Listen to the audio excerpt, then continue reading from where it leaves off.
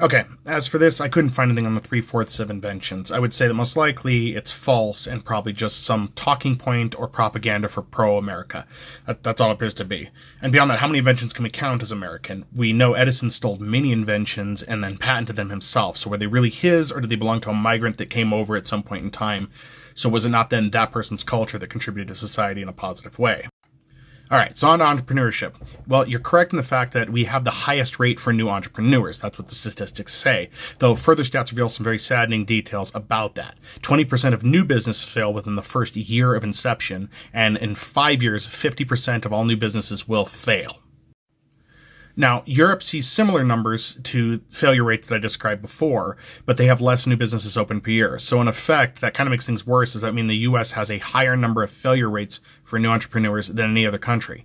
We might actually be number one in the amount of failures we have for new entrepreneurship.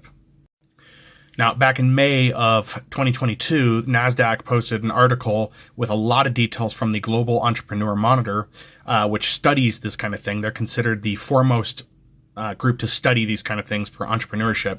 And what they found is the U.S. is not the best country for entrepreneurs. That credit would go to number one being the UAE, United Arab Emirates, Netherlands, Finland, Saudi Arabia, Lithuania, Republic of Korea, Norway, Qatar, Switzerland, Spain, and then the United States makes an appearance at number 11 on that list. So we're not the best for entrepreneurs. We just get people there easier. But once they're in, the failure rate is so high, they're not making much success in that.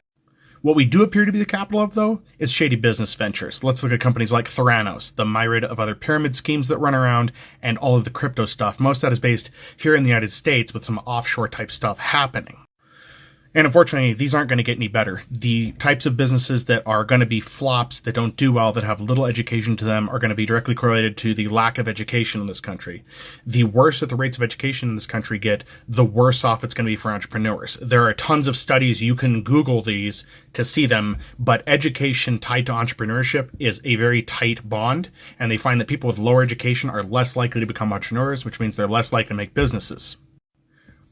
All that being said, basically, that's another way to control people. If you keep education low, somebody can't open a business and be more free because, as we know, if you own your own business, you're your own boss to a large degree. You're free to do more of the things you want. If you take that away from people, they'll be less free and have to be more controlled.